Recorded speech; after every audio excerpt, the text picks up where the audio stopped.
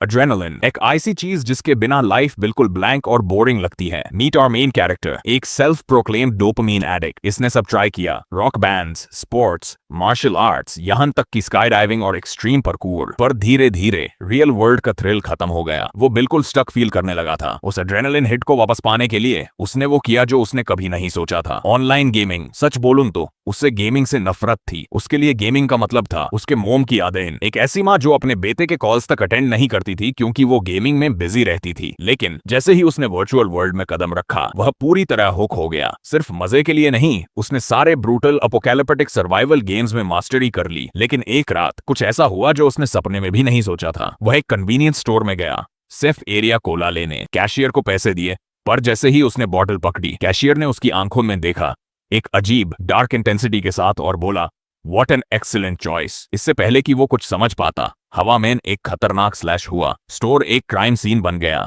और वो ठंडे फर्श पर गिर गया। खून बह रहा था और लाइफ धीरे धीरे खत्म हो रही थी।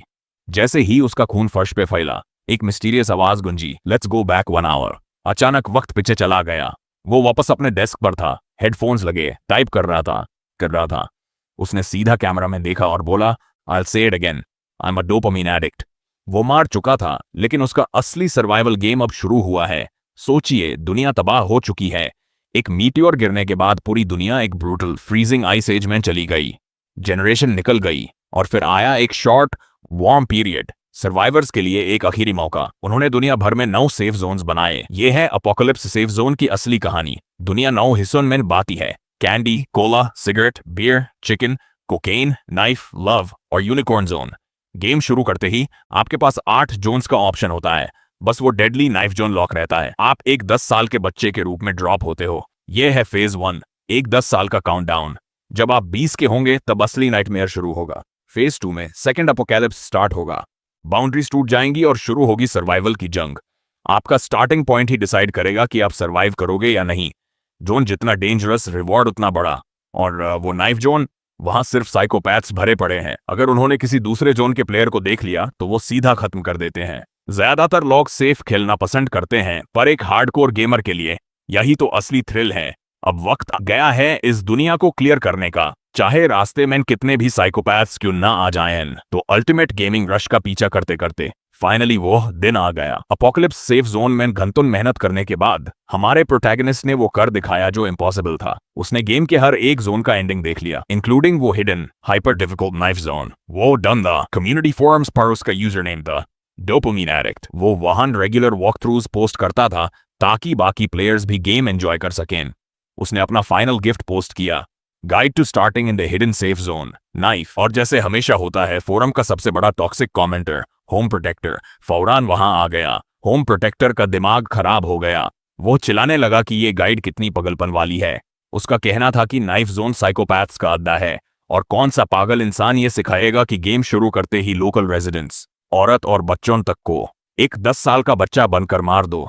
एक और यूजर रूम कॉर्नर हबी बीच में आया और बोला कि फालतू की बातें बैंड कर और गाइड पढ़। पर दोनों की लड़ाई खत्म होने का नाम ही नहीं ले रही थी। नॉर्मल तो वो ऐसे हेटे कमेंट्स डिलीट कर देता, पर इस बार उसने इग्नोर किया और बस सीधी बात बोली। जब किसी ने पूछा कि उसने हिडन जोन अनलॉक कैसे किया, तो उसने पेशेंटली समझाया कि बस बाकी सारे जोन्स के एंडिंग्स क्लियर करने होते हैं। पर जब रूम कॉर्नर हब्बी ने उसे फिर लुनैटिक बोला और पूछा कि क्या उसे सच में लगता है कि नॉर्मल लोग इतनी मुश्किल गाइड्स फॉलो कर पाएंगे, बस वहां उसने अपनी हद पार कर दी। बिना सोचे समझे उसने टॉक्सिक कमेंटर को ब्लॉक कर दिया। You're blocked।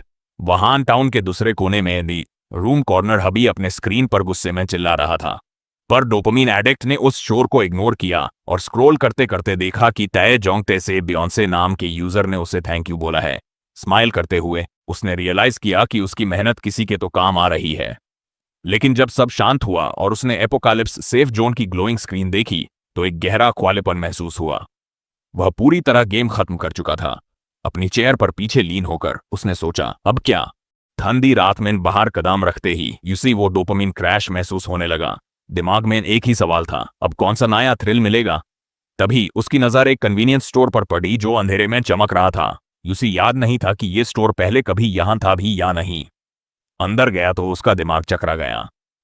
शेल्व्स पर इतना वियर्ड सामान था, candy, cola, cigarettes, beer, chicken, एक किचन नाइफ और रोजमेन स्टफ्ड यूनिकॉर्न्स।